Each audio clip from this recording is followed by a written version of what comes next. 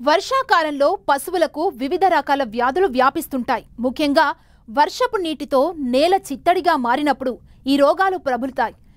గిట్టలున్న ప్రతి జీవికి ఇది సంక్రమిస్తాయి. పశుపోషకులు, రైతులు అప్రమత్తంగా వ్యవహరించి ముందు జాగ్రత్త చర్యలు చేపట్టాలని తెలియజేస్తున్నారు వెంకటరామన్నగూడెం గేదెల పరిశోధనా స్థానం సీనియర్ శాస్త్రవేత్త డాక్టర్ రవికుమార్.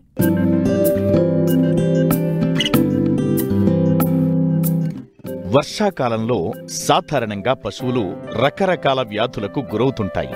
వర్షాలతో వాతావరణంలో కలిగే మార్పులు మనుషులతో పాటు పశువులకు హాని కలిగిస్తాయి. పశువులకు సీజనల్ గా వచ్చే వ్యాధులపై అప్రమత్తంగా ఉండి తొలి దశలోనే గుర్తించి నివారించాలి. ముఖ్యంగా గొంతువాపు, జబ్బవాపు, చిటిక వ్యాధులు సంక్రమిస్తాయి. ఇవి ప్రాణాంతకం కూడా. అంతేకాకుండా కొత్తగా వచ్చిన పచ్చిగడ్డి చిగురులను తిని అజీర్తి, కడుపుబ్బరం, పారుడు లాంటి వ్యాధుల బారిన పడుతుంటాయి. దీంతో పశువులను కాపాడుకోవడానికి పశువైద్యుల వద్దకు రైతులు పరుగులు తీస్తుంటారు. పశువులకు ఏ వ్యాధులు సోకుతాయి, వాటిని ఎలా అధిగమించాలో రైతులకు తెలియజేస్తున్నారు పశ్చిమ గోదావరి జిల్లా వెంకటరామన్నగూడెం గేదెల పరిశోధనా స్థానం సీనియర్ శాస్త్రవేత్త డాక్టర్ రవికుమార్. వర్షాకాలంలో మనం అదనంగా కొన్ని జాగ్రత్తలు తీసుకోవాల్సి ఉంటుంది. నిజానికి మన పంటలు పండాలన్నా, జీవులు వృద్ధి చెందాలన్నా నీరు అవసరం. ఈ నీరు భూమికి చేరే కాలం వర్షాకాలమే అయినప్పటికీ కొన్ని పరిస్థితుల వల్ల వర్షాకాలంలో మనకి పశువుల ఆరోగ్యానికి హానికరమైన పరిస్థితులు కూడా ఉద్భవిస్తాయి. వర్షాకాలంలో ఎక్కువగా వచ్చే సమస్యలు కీటకాలు వృద్ధి చెందుతాయి. అలాగే నీటి మడుగుల్లో నత్తలు వృద్ధి చెందుతాయి. ఈ కీటకాలు, నత్తల వల్ల పశువుల్లో అంతర్పరాణ జీవులు వృద్ధి చెందుతాయి. సో దీన్ని నివారించడానికి మనం పశువుల పాకల చుట్టూ మనకి గడ్డి, అలాగే అనవసరమైన మొక్కలు మొలవకుండా తీసుకున్నట్టయితే కీటకాల యొక్క జనాభా గణనీయంగా తగ్గుతుంది. అదేవిధంగా పశువుల పాకని సాధ్యమైనంత పొడిగా ఉంచుకున్నట్టయితే పశువుల పాకలో దోమలు వంటి బెడదలు తగ్గుతాయి. అలాగే పశువుల పాక చుట్టుపక్కల నీటి మడుగులు కట్టకుండా ఉన్నట్లు చూసుకున్నట్లయితే మనకి ఇటువంటి నత్తల జనాభా, కీటకాల జనాభా నియంత్రణలో ఉంటుంది. దీనివల్ల అంతర్పరాణ జీవులు మనకి నియంత్రణలో ఉంటాయి. అయినప్పటికీ అంతర్పరాణ జీవుల నివారణ కోసం మనం వర్షాకాలం మొదట్లో డీవార్మింగ్ చేసుకున్నట్లయితే మనకి పశువుల్లో ఉండే అంతర్పరాణ జీవులు నివారించబడి, ఒకవేళ కీటకాలు, నత్తలు ఉన్నప్పటికీ కూడా మనకి ఒక పశువు నుంచి ఇంకొక పశువుకి ఈ వ్యాధులు సంక్రమించకుండా ఉంటాయి.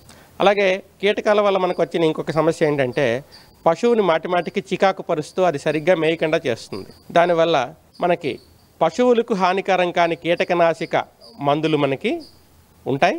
ఒకవేళ కొన్ని మందులు మనం స్ప్రే చేసినట్లయితే ఒక పూట పశువుల సాల బయటికి కట్టి ఆ పూట తర్వాత మనం పశువుని తెచ్చుకున్నట్టయితే పశువుకి దీనివల్ల ఎటువంటి ఇబ్బంది ఉండదు, కానీ కీటకాలు నివారించబడతాయి. సో ఇటువంటివి మనకి స్థానిక పశు వైద్యుడి సలహా మేరకు స్థానికంగా ఉండేటువంటి కీటకనాశినులు మనం పిచికారీ చేసుకుంటూ పశువుల పాకల్లోనూ పశువుల పాక చుట్టుపక్కల చేసినట్టయితే మనకి గణనీయమైన మెరుగైన ఫలితాలు అనేవి వస్తాయి. వర్షాకాలంలో గడ్డి చాలా లేతగా పెరుగుతుంది. అంటే అంతవరకు బీడు భూముల్లో కనిపించే చోట మనకి అకస్మాత్తుగా మెత్తటి, చాలా రుచిగా ఉండేటువంటి గడ్డి మొలుస్తుంది. ఈ గడ్డి కనుక పశువులు అధిక మొత్తంలో మేసేసినట్టయితే ఒకేసారి అజీర్తి, కడుపుబ్బరం, పారుడు ఇటువంటి సమస్యలు అనేవి మనకి వస్తాయి. దీన్ని నివారించాలంటే మనం ఏం చేయాలంటే ముందుగా పశువుల్ని కొట్టం వద్ద మేపుకున్నట్లయితే మనం పశువు ఎటువంటి గడ్డి మేయాలి అనేది మనం నిర్ణయించవచ్చు. ఒకవేళ లేత గడ్డి గనక పశువు మేస్తోంది అనుకున్నప్పుడు దాంతోపాటు మనం కొట్టంలో మనం కొద్దిగా ముదరగడ్డి, అలాగే ఎండుగడ్డి ఇచ్చినట్టయితే ఇది నివారించబడుతుంది.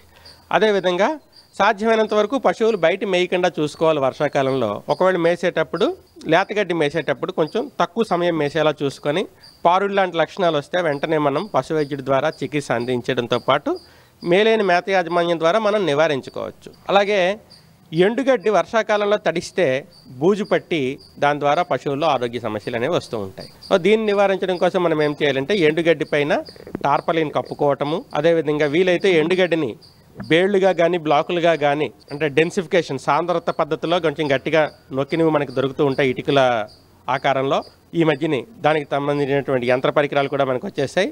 ఈ బ్లాక్స్ని మనం పశువుల కొట్టంలోనే ఒక మూల మనం గుట్టగా వేసుకొని వర్షాకాలంలో అవి తడవకుండా చూసుకోవాలి. ఇంకొక ముఖ్యమైన విషయం ఏంటంటే మనకి దూడలు దాహం వేసినప్పుడు దగ్గరలో ఉండే నీరు తాగేసే అలవాటు ఉంటుంది. దానివల్ల మురికి గుంతల్లో నీళ్లు తాగేస్తుంది. మనకి వేసవి కాలంలో మొత్తం పశువుల పాక చుట్టుపక్కల పరిసరాలన్నీ పొడిగా ఉంటాయి. కానీ వర్షాకాలంలో ఇవి బురద నీటితోని అదేవిధంగా పేడ కలిసిన నీటితోనే ఉంటాయి. ఇటువంటివి కనుక నాకినప్పుడు, దూడలు కనుక నాకినప్పుడు ముఖ్యంగా మనకి వాటి యొక్క ఆరోగ్యం చాలా త్వరగా చెడిపోతుంది. అందువల్ల మనం గుంతలు లేకుండా చూసుకోవాలి. పశువుల పాక చుట్టుపక్కల ప్రాంతాన్ని మనం ఎత్తుపలాలు లేకుండా చూసుకోవాలి. దూడలు అటుపక్క వెళ్ళకుండా చూసుకోవాలి. ఇవన్నీ చూసుకున్నట్లయితే మనకి వర్షాకాలం వల్ల వచ్చే ఇబ్బందుల నుంచి రైతులు బయటపడతారు. లాభం కూడా బాగుంటుంది.